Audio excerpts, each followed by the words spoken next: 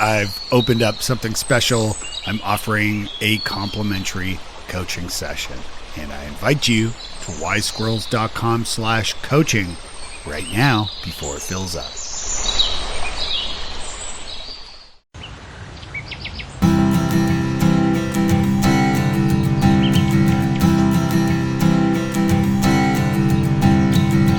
Welcome to Wise Squirrels, the podcast for late diagnosed adults with ADHD.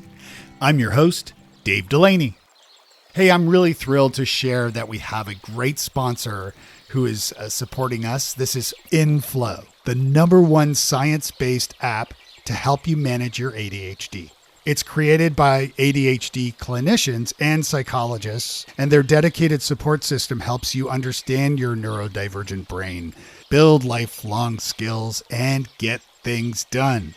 I've been using the app and I'm loving it. I like how the app asks you simple questions without overwhelming you, and it then walks you through the process of working on specific areas like time management or rejection sensitivity with friendly reminders, lessons, little mini podcast clips. It's a cool app. Do yourself a favor and visit wisesquirrels.com/inflow. Do it now or click the link in the description on the episode. Give it a try and check out their free ADHD traits assessment. It's free and it's right there. You're going to love it. And we thank Inflow for their support of Wise Squirrels. This interview today is pretty interesting because Dr. Graham actually goes way back in studying and treating people with ADHD, way back to when it was called hyperkinetic reaction. And that was actually pre-ADD and certainly pre-ADHD. So he goes way back and he shares a lot of great content.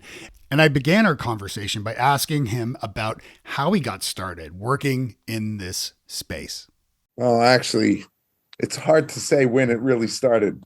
So back 50 years ago, I was teaching 3rd and 4th grade and always had a penchant for the kids who had a hard time focusing, even though I didn't realize that's what I was doing. Mm-hmm. I'm trained as a licensed clinical psychologist, and so I've seen kids forever. And back then it was called hyperkinetic reaction of childhood. And then in 1980, it became attention deficit disorder with or without hyperactivity. And then in 1994, it became attention deficit hyperactivity disorder. And then with the inattentive hyperactive or the combined. I have a large clinical practice, medium-sized clinical practice, and was getting a lot of people who we were diagnosing with ADHD. And I actually hired a doctoral level pastoral counselor who was the first adult that I came across who was diagnosed with ADHD. Oh, no kidding. That's great. And he actually started working for me, and I could see where all the symptoms of ADHD were showing up. And so that actually really became my niche because, you know, people with ADHD have that kind of sparkle in their eye that I love. And so, you know, that really was a no-brainer for me. In 1999, I learned about, actually in the middle 90s, I learned about coaching. Mm-hmm. And because I have an economics and math background, I went into executive coaching, leadership development, and then figured I probably should get trained in that. Mm-hmm. So I took a coach training program called Mentor Coach that I'm now the dean of ADHD coaching there. And in our first class, we were supposed to come up with an 8-session program that we could give to people. And so I partnered with someone else, and we focused on parents of kids who have ADHD. Mm-hmm. And that created advisor.com, ADDVISOR.com. And that kind of took me on the path of ADHD coaching, which I've been doing since then. I've been teaching ADHD coaching, training ADHD coaches for the last 20 years. And I've really been developing a niche of working with high achievers with ADHD. And it's very often you have high achievers with ADHD that have not been identified with ADHD until they're older, because they never had to work very hard to do what they did because they were always good at it. Yeah. And until things started to fall apart. And that's when they get diagnosed. It's interesting because that's very much my story here as well. And actually, I interviewed Dr. Bob Dempsey on the podcast, who was the International Space Station director for NASA for 16, I believe it was 16 years. He was diagnosed with ADHD at 60. And so, talking about like high achievers, I mean, operating the ISS is a pretty badass role, I have to say.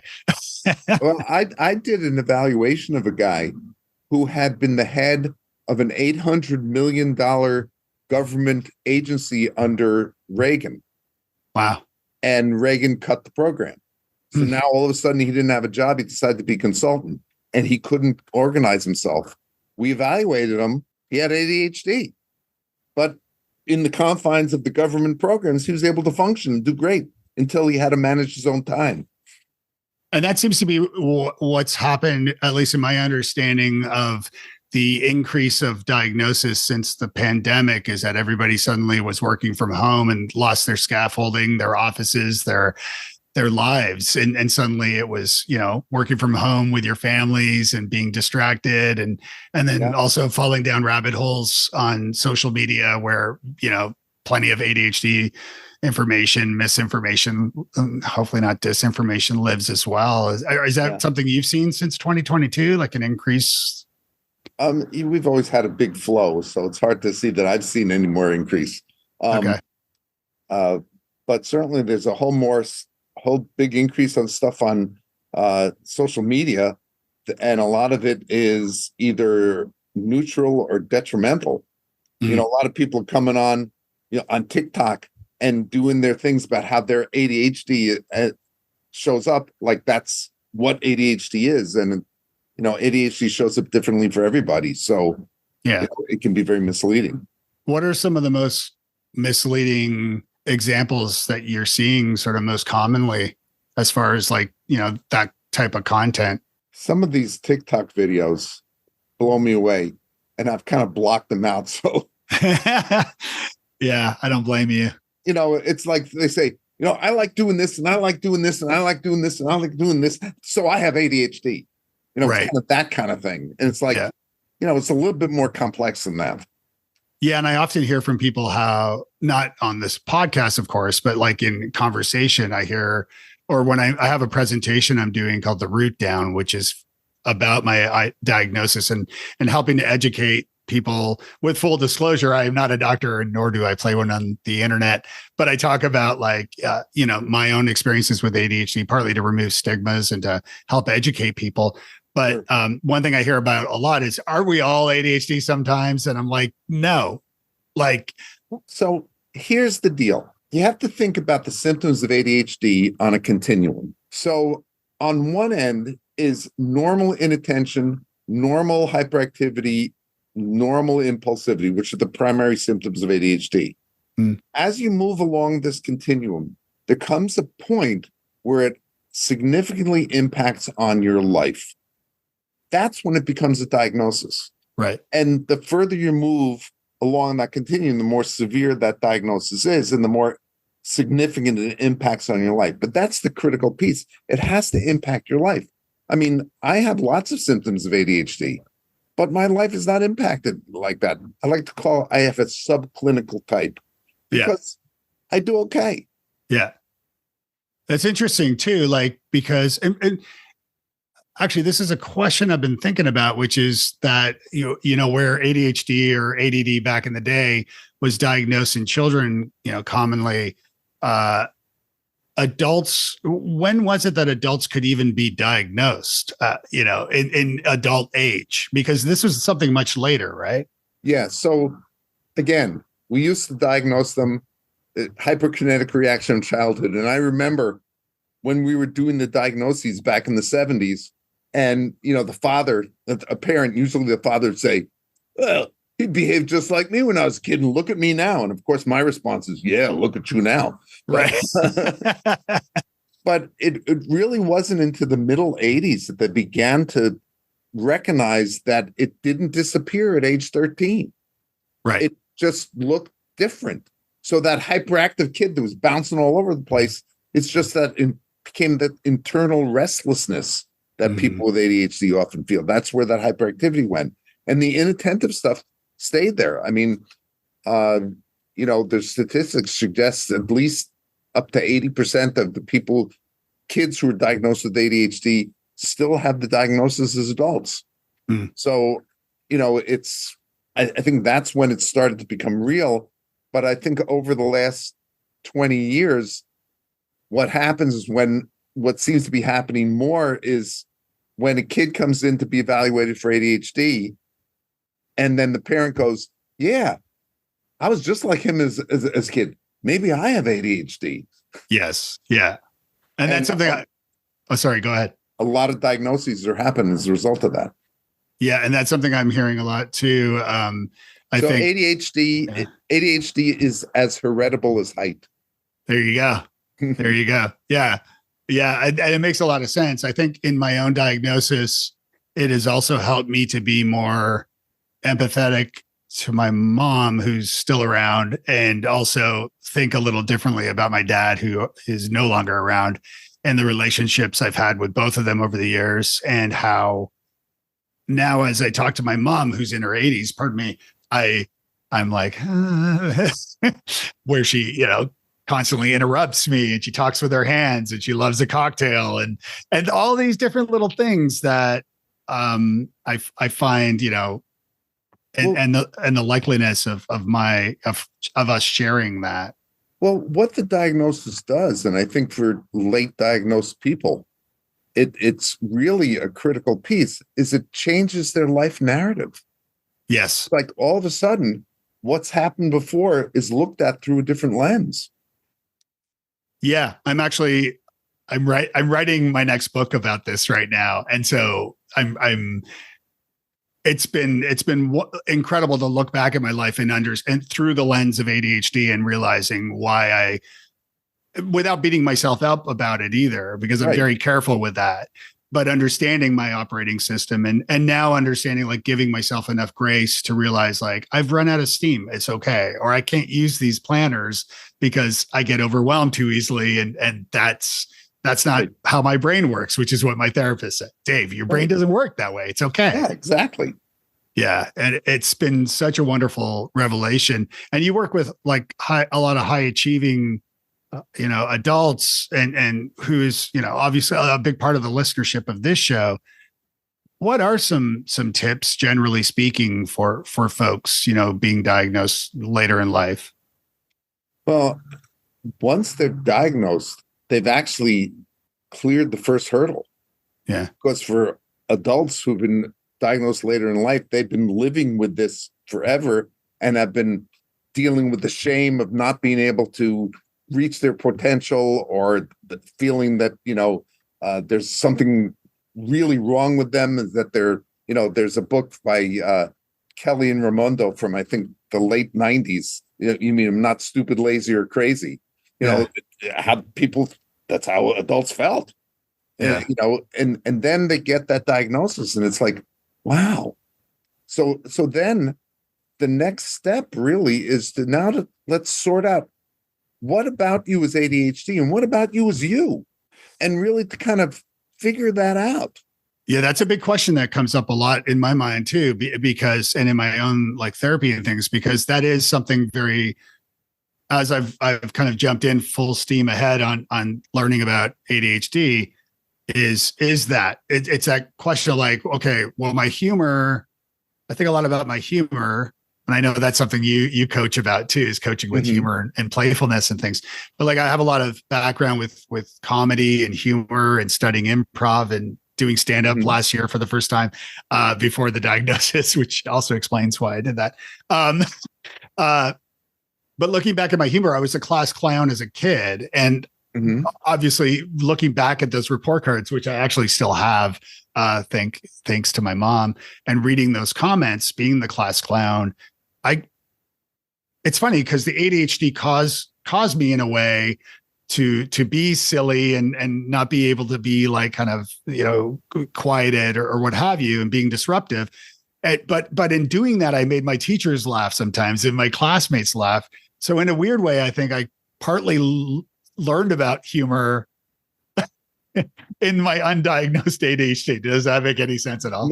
Hey, this is Dr. George Sachs, co-founder of Inflow, a proud sponsor of Wise Squirrels. If you have ADHD, you know how tough it can be to stay on top of, mostly everything. That's why we created Inflow, an app designed by expert clinicians and people with ADHD to help you understand your brain, build habits that actually stick, and feel less alone in the process. Get the support you need with Inflow. Head to wisesquirrels.com/inflow to check it out. Makes total sense. When you look at ADHD and you look at and kind of looking at how your ADHD shows up and who you are as a person. Yeah. I think what's really interesting there is that humor is a part of who you are. And you can communicate and actually have insight with people using your humor. The challenge with ADHD is... Hey, this is Dr. George Sachs, co-founder of Inflow, a proud sponsor of Wise Squirrels. If you have ADHD, you know how tough it can be to stay on top of, mostly everything. That's why we created Inflow, an app designed by expert clinicians and people with ADHD to help you understand your brain, build habits that actually stick, and feel less alone in the process. Get the support you need with Inflow. Head to wisesquirrels.com/inflow to check it out. To harness that power. And, I like to think I'm an ADD coach, that I like to think about coaching as helping the client to create guardrails around their ADHD, because humor and playfulness is one of my strengths, right? However, if I overplay it, then I'm a buffoon and I lose my credibility. So I need to keep it in check.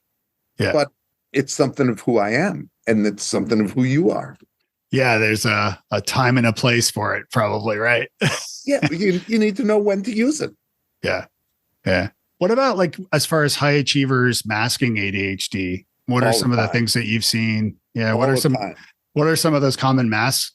So what happens is they overdo. Mm. The reality is neurotypical people are consistent about 2/3 of the time. Mm. And many of these high achievers with ADHD expect themselves to be consistent 100% of the time. Nobody is. Yeah. And so it's hard for them to cut themselves some slack. It's like, I'm not perfect, and it's okay. Yeah. I've often seen people that high achievers, they do great at work, and then the rest of their life falls apart. Mm. They can't maintain relationships, that their personal care is not, they don't exercise enough, they may not get enough sleep, all that kind of stuff, because they are so focused because they want to make sure that they're successful at work. And that creates a big burden on them. That's really stressful. Mm. And so one of the things that I help them do is to kind of create some balance. Yeah, I think with launching Wise Squirrels, launching this podcast and the website and things was really a way for me to share what I was learning with folks, and to learn myself. But at the same time, this passion has become sort of my mission, because of helping, teach people about this and help them get diagnosed if they, or at least get tested if they see or feel that they could have ADHD, because I saw that Russell Barkley had a study with undiagnosed and untreated ADHD, life expectancy can be up to 13 years less. 7 years. Really? I've seen 13 years now. Okay. Yeah. But 13, whatever. 7 is significantly more than cigarettes and tobacco. Yeah. Tobacco is 3 years. Yeah. And then you look at like the cost just alone, like I've written a bit about loneliness, and something that's I'm weaving into my book and my talk about this, but how like loneliness is like the old Surgeon General Vivek Murphy was talking about how, loneliness can have the same adverse health effects as smoking 15 cigarettes a day. Yes. And so with ADHD and the inability or challenge in managing relationships and friendships and subsequently an RSD combined with that, I'm speaking from my own experience here, by the way. But you're absolutely right. I'm compounding those adverse health effects that could affect my longevity, right? My ultimate health. Exactly. What are your thoughts on managing relationships, whether it's friendships, peers, whomever? What are some strategies for that you have found work with adults? So there's a psychologist, her name is Michelle Novotny. She wrote this great book called What Does Everyone Else Know That I Don't? And she talks about when you meet people that you should have 3 questions ready, 3 questions deep. Yeah. So that means that you go into a situation, you have 3 questions that you're going to ask the person, and then you're going to follow up with 3 questions on each subject. So that forces you as the ADHD person to pay attention to what they're saying. Yeah. Because that's going to help them feel heard, and that's going to help create that relationship. And then to be, again, self-awareness is key. If you know who you are and can sort out who you are and how your ADHD shows up, you can be authentic with another person. And that's going to help create a relationship, because authenticity is what makes relationships work. What are some examples of those questions you mentioned? Like if you're out meeting somebody, like 3. So a question might be, so what interesting and exciting have you done in the last 2 weeks? Yeah. Some open-ended question. Yeah. And they respond, and then you listen and then come up with another question based on what they're saying. I love that. Yeah. So this is the same advice I've given my son, actually, who's more introverted than me. He's more in line with my wife. They're both more introverted. My daughter and I are more extroverted. And, he told me once that he hates having to go get his haircut because like he's stuck in the chair and he has to like talk to the woman. Right. And he's like, and I said, just ask open-ended questions. Like just ask her like open-ended questions. That way she'll do the bulk of the talking. And I wrote a book a number of years ago called New Business Networking, all about how to network better and to do it the right way, not to be like whipping business cards at people or something. Right. And it's interesting too. And so I do speak a lot about like helping people retain information and by repeating the information out loud, and you're repeating their names and asking open-ended questions and things. But I also find in sort of reflecting on my own career and the work that I've created over the years with undiagnosed ADHD, so much of the problems that I assume everybody has that I've tried to solve in the content I've created, say networking at a conference and small talk and whatever, body language, things like that. I've sought the answers to these questions personally to help myself without realizing. So in a way, it's sort of like the high achievers. I suppose some of your clients might have this, where they have like entrepreneurs who have created products, services, businesses, maybe to solve a problem that they had because of the ADHD. Have you ever run into any of that? I think that happens all the time. I think what we do is a product of who we are. And so if there's a challenge that we experience, we're going to be looking for solutions. I think that makes a lot of sense. For me personally, having been diagnosed with anxiety, now knowing that the root cause of that anxiety is from the ADHD and that the anxiety is a comorbidity, does that sound? Well, yes. I mean, so when you think about anxiety, depression, and any other coexisting condition with ADHD, sometimes they're independent of each other, but very often they're not. And particularly with anxiety, depression, because kids with ADHD have gotten negative feedback from the environment forever. Things like, you're so smart. How come you didn't do it? Why can't you just do your homework? It's not so hard. It's easy. Why are you not doing that? And people start to introject that sense that they're either stupid, lazy, or crazy. Yeah. And that kind of happens. The reality is ADHD is not a disorder of knowing. It's a disorder of doing. Yes. So yes, I think so. What happens is people get diagnosed with depression and anxiety. They go through therapy and nothing changes because nobody's seen their ADHD. And once they get the ADHD diagnosis and they start to rewrite the narrative of their life in the light of ADHD, sometimes that depression, anxiety starts to dissipate because now they can be who they are. And that's okay. That's interesting. Is there like because I know through my own therapy over the years, I remember something that was very impactful was pre-diagnosis was learning, when you think too much of the past, it can lead to depression. If you think too much of the future, it can lead to anxiety. And so the idea of being mindful, being present, being in the now is important. And of course, if you run a business, I mean, obviously you have planning to do and you have to like look back and see how things have been and how you screwed up or whatever, or maybe that's just me. What is that fine line between what I just said, but also what you just said about like being diagnosed and still looking back and looking at your life through that lens in order to, in a positive way, I guess. Yeah. So I think that looking back as a way to help improve your life in the present and the future makes sense. Looking back to wallow in it doesn't help. Yes. I think same for the future. We can look to the future to set some goals of where we want to get to, but in the service of helping us decide decisions that we make now, because we do live in the present. And for a lot of ADHDers, that's okay, because there's two times for people with ADHD. There's now and there's not now, and if it's not now, it doesn't exist. So so there's that part too.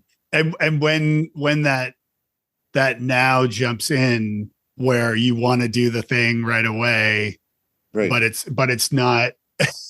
In a way, it's sort of the impetus of my doing this podcast in a weird way, right? Like it was me. I started podcasting in 2005. So I've had multiple podcasts over the years, of course, because ADHD. But so knowing that I need to do a podcast about this and jumping right into it, and then realizing, like, looking at my schedule, looking at my time and realizing, whoa, hold on. Like, my business isn't quite where it needs to be. And I'm doing this podcast all the time. Like, so any advice on like prioritizing? That's creating that balance, finding a way to create that balance. I like the Covey matrix, the Eisenhower matrix, or whatever you call it, urgent and important. Yep. It's really easy to take care of the urgent and important ones. And it's really easy to act on the urgent and unimportant ones, but you need to be able to recognize that, this is unimportant, even though it is urgent. And that the important but non-urgent, you have to plan for, and maybe find ways to move it into the urgent category by giving yourself deadlines or having accountability partners. Yeah. Then you have the unimportant, unurgent. Those are the ones you want to minimize. Yeah. Tell me about CogMed, COGMED, working memory training. What's that? So CogMed working memory training is a computer-based program that the research on it has suggested that it improves working memory, which is one of the executive functions of ADHD. Do you remember the game Simon? I mean, with the colors and beeps and all that kind of stuff. Yeah. That's a working memory task, right? Because you have to remember them. So what this program does is you do it 5 days a week for 5 weeks, 45 minutes a day, where you're doing these kinds of tasks. And the theory behind it is that will help to improve your working memory, which then will help you to better manage the tasks in front of you. Now, the issues with it are generalizability. How far out does it go in terms of helping you to improve different tasks? And the literature's mixed on that. And then sustainability. How long, after the training, how long does it stick? I've done some research that suggests that after 6 months, it's still there. But it seems like you may need boosters along the way to keep that going. If you were to say, like, if 100% is that everybody knows 100% exactly what ADHD is, exactly how to treat it, and all the things, like, what percentage are we along the journey of studying and treating ADHD? Like, where are we? Are we 50%, 30%, 70%? Like, what would you think? Not to cure ADHD. I don't mean that, because it's just who we are. That's our operating systems. But I don't want to, not be left-handed or something. That's fine. Yeah, but it's to manage ADHD. Yeah. It's hard to put a percentage because when you think about it, the treatment for ADHD has not changed that much over the last 50 years. I would say one thing that has been different over the last 20 years has been the emergence of ADHD coaching. I think that ADHD coaching has been a strategy that, along with the other strategies of medication and environmental manipulation and those kinds of things that do help people with ADHD. When you look to the future of ADHD, and Sam Goldstein did a presentation at the CHAD conference in November about this, he said that NIMH is only funding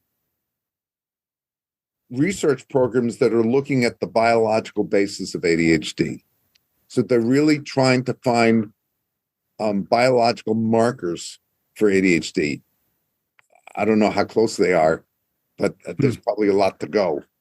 In order to medicate properly, or? Well, once you know the biological or the cause of it, the cause, you can better formulate treatments for it, whether it's medication or anything else. Yeah, correct me if I'm wrong here. My understanding is it's not like having ADHD is not 100%. Like it can, like, you, or correct me here. Can you develop ADHD at some point? I've understood, like, maybe head trauma or lead or things like that. I've read a little bit about it, but I don't know how accurate that is. The only acquired ADHD is if there is some form of insult to the head, whether it be trauma or poisoning or something happens that impacts the prefrontal cortex of the brain, which is where the executive functions lie. Yeah. And someone can then have ADHD like symptoms because they've had damage to the brain there. The argument pretty much is that it doesn't just show up in adulthood. Right. Now, there's also been a couple of studies that suggest people who have not been diagnosed and were not diagnosed as children, that it's possible that it was there, but it just didn't reach the threshold where a diagnosis would be made, because it's that clinical functioning part that they may have had some of those symptoms, but it didn't rise to the point of clinical functioning. And I think that happens with high achieving people all the time because they're usually pretty bright. And so they probably never learned how to study because they didn't have to. They just go into the class and take the test and get 100 because they were smart. Yeah. I evaluated a guy who was a senior in college applying to graduate schools in mathematics. Now, I was a math major until I got to abstract algebra junior year of college, and I couldn't do it. I mean, that's wow. Yeah. But this guy fell apart because he never had to study. He was that smart that he never had to study. And all of a sudden, senior year came around, and he had all these theoretical mathematical classes that wasn't just intuitive, and he fell apart. It reminds me a little bit of like how, like, Alcoholics Anonymous, AA, or have like these, I think it's called like your low point, or like this moment of clarity where you're like bottoming out. Yeah. But it seems kind of similar for ADHDers who seem to like a undiagnosed adult who, like, quote unquote, bottoms out to the point where they're like, okay, I've got to go see a doctor. I've got to figure out what's going on. And thus then the diagnosis and treatment comes from that. But also in ADHD diagnosis, my understanding in adults is that there are certain boxes that need to be ticked, and you must have enough boxes ticked in order to receive a diagnosis. Is that correct? Yeah. Yes. Like it's interrupting your work life. It's interrupting your family life. So when someone comes in for an ADHD diagnosis, Hmm. you have to rule stuff out. So you have to rule out any cognitive issues. So what we do is we do an intellectual assessment. And then if there's any concern there, we might do other neuropsychological tests. Hmm.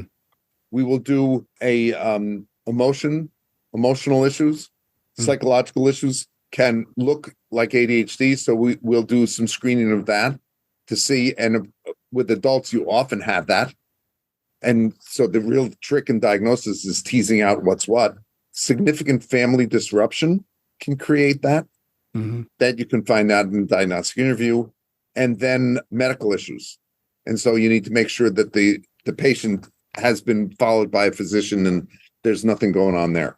Once you've done that, it's primarily an observational diagnosis. So what you do is you give these behavior checklists to the individual and the important people around them. And that's really a survey of the symptoms they experience. It's a little bit more complex than that, but that's essentially what it is. And so the cutoff point is there's a point on the scale where it becomes clinically significant. And if the individual sees that and the people around them see that, then a diagnosis is made.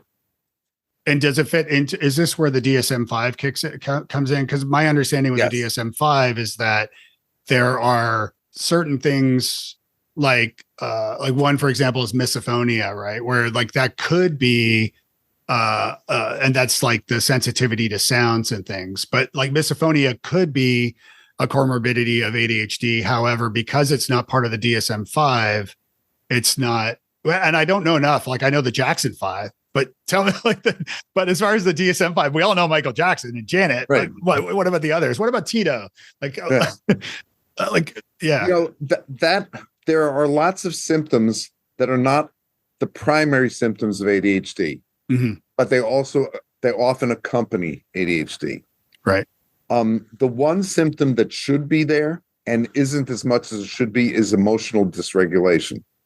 It's really not, to my knowledge, in the DSM, but it really should be. And there's a big push that should be, because you see that quite often in people with ADHD. And what is that process like, without getting into the weeds of it? But like how does the DSM get updated? Because I've heard this from others that are a little irked by the DSM. DSM is a political document, which means the American Psychiatric Association brings together people who they feel are experts in the area, and then they get together and they come up with a consensus document on the different diagnoses. And some of it is research based, some of it is who is the most powerful person in the room, and so there's a lot of politics to it. Can the people on these boards be voted out by? I'm not sure how exactly that works. It's like I'm not privy to the inner workings of it. It's like the Supreme Court or something, but let's not go there. And as far as, and I'm being mindful of the time here, so I know you have a hard stop. Can I just talk about one more thing? Yeah, please. So when I work with people with ADHD, because they've had such experience where they've had so much negative feedback over time, I really work from a strengths-based approach.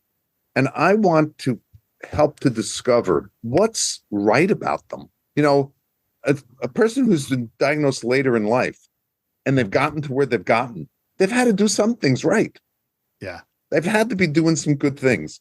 Yeah. And so when I get a coaching client and someone comes in, I'm going to give them a strengths-based assessment. There's an assessment I use called the Mind Scan, which I really like, created by this guy, Robert Hartman, who actually came out of Nazi Germany before it happened. Yeah. And because he saw the writing on the wall. And then he's actually a philosopher. He got his PhD in philosophy from Northwestern, so he and I are alumni. But he created this profile that really looks at a person's thinking styles, how they relate to others, and how they relate to actions.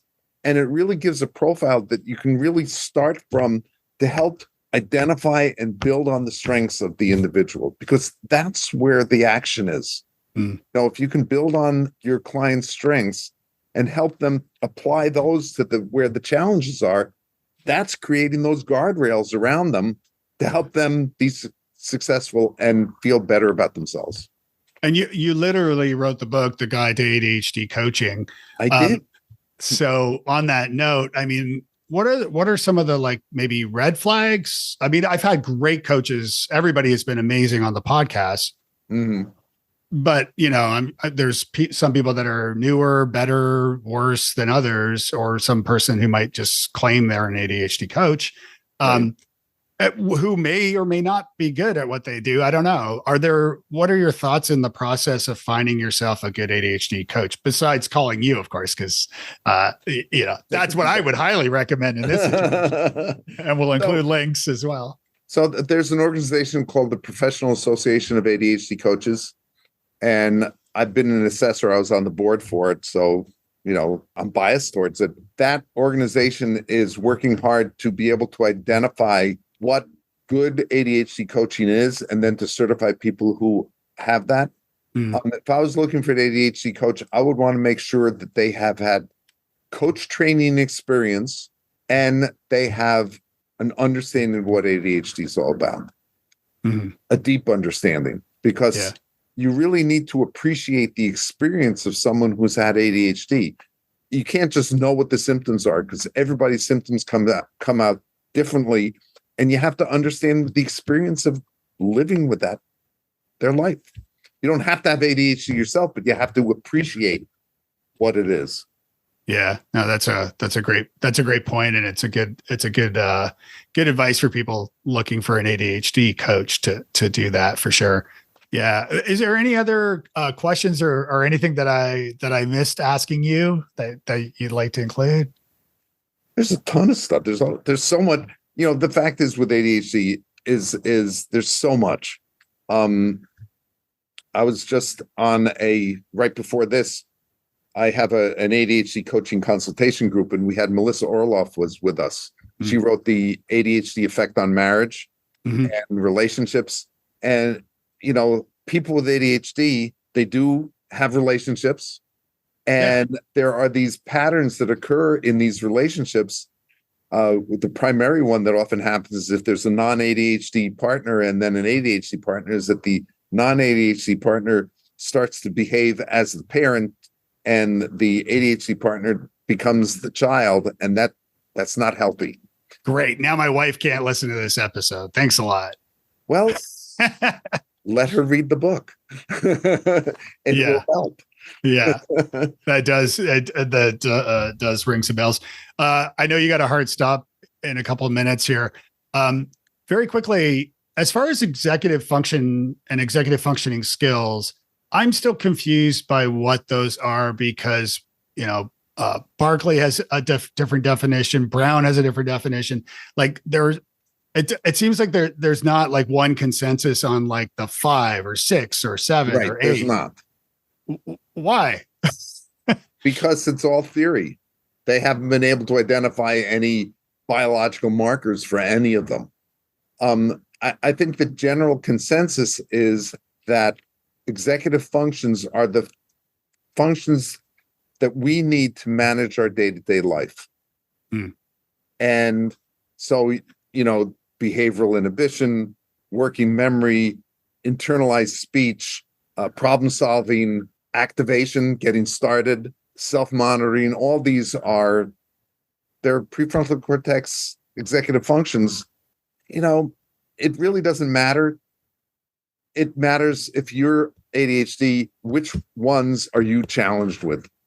And that's what makes the difference. And then, in coaching, we work to help identify what those challenges are and co-create systems together to help you manage them.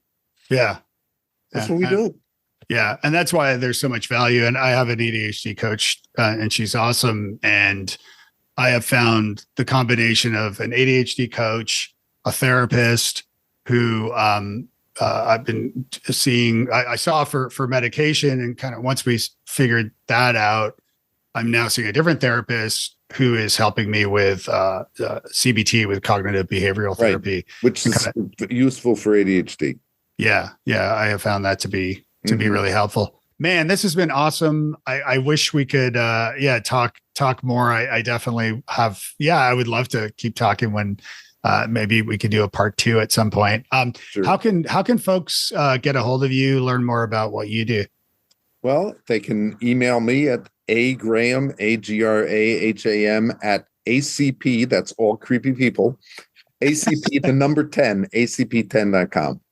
Okay, that's great, and I'll make sure to include that. Lastly, you mentioned one of your a colleague that went to your same school, or the philosopher gentleman. Robert Hart. Robert Hartman. As far as school goes, can you help, I guess, explain why your football team failed in every season of your high school, college, and university in your senior year? What happened there? Because I was there. You were the curse. I was the curse. So they all went to like finals or playoffs or whatever they're called. They all said, Graham goes here. Up, we can't win a game. Yeah. You need to go back to school and let me know where you're going so I can start betting money on the team, and we can. Hey, Northwestern's doing a whole lot better. They went to a bowl game and won this year. All right. Well, there you go. And they're in the NCAA tournament for basketball. So, all right. Even those things turn around. Okay. That's a good note to leave on. All right. Well, thank you again. This has been a pleasure. Great. Enjoyed it too. Thanks for tuning in to Wise Squirrels. Please make sure you follow the show so you never miss an episode. If you enjoyed the show, leave a review, please, and visit wisesquirrels.com/love for bonus content, audio comments that you can leave, membership information, free coaching, sponsorship details, booking information, and much more. Drop by wisesquirrels.com/love. Check out the link in the episode description below and explore now. Thanks again for listening.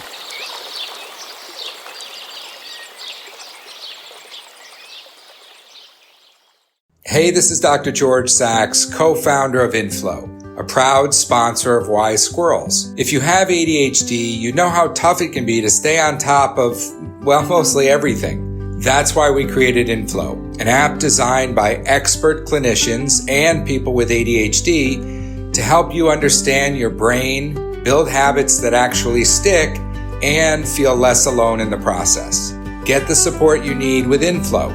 Head to wisesquirrels.com/inflow to check it out.